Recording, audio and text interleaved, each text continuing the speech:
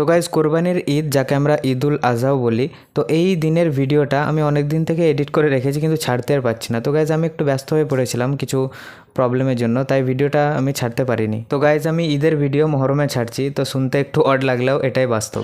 তো যাই হোক, প্রত্যেক বছর মতো 2025 সালের কোরবানিও বেশ ভালো হয়ে গেছে। গাইজ তোমরা তো জানো কোরবানির দিনে অনেক খাটাখাটনি হয় অ্যান্ড আমাদের মেন যে এনজয়টা হয় সেটা হয় রাতে। তো সন্ধ্যেবেলা উঠে আমরা তাড়াতাড়ি রেডি সেডি হয়ে বেরিয়ে গেলাম ঘুরতে। তো আমাদের ঘোরা মানে হচ্ছে শুধুমাত্র রেস্টুরেন্ট ঘোরা আর খাওয়া দাওয়া পেট পূজা। তো গাইজ প্রথমে আমরা চলে এসেছিলাম হোটেল তাজ রেস্টুরেন্টে। তো এখানকার অ্যাম্বিয়েন্স আমাদের পছন্দ না হয় আমরা বেরিয়ে চলে আসি অ্যান্ড গ্র্যান্ড প্যারাডাইসে যাওয়ার ডিসিশন নিই। তো সেখানেও সেম কেস, লোকজন নাই, ভিড়ভাড়টা নাই, আর আমাদের দরকার ভিড়ভাড়টা।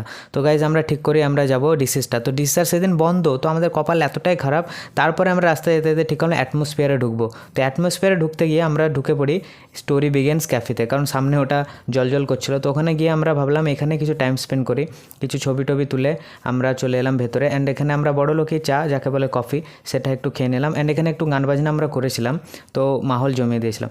তো এখানে আমরা খাওয়া দাওয়া করে বেরিয়ে গেলাম একদম অ্যাটমসফিয়ারের উপরে। তো অ্যাটমসফিয়ারের উপরে গিয়ে দেখি বেশ ভালো অ্যাম্বিয়েন্স, অনেক লোকজন আছে, তো আমাদের মন একদম হয়ে যায় খুশ।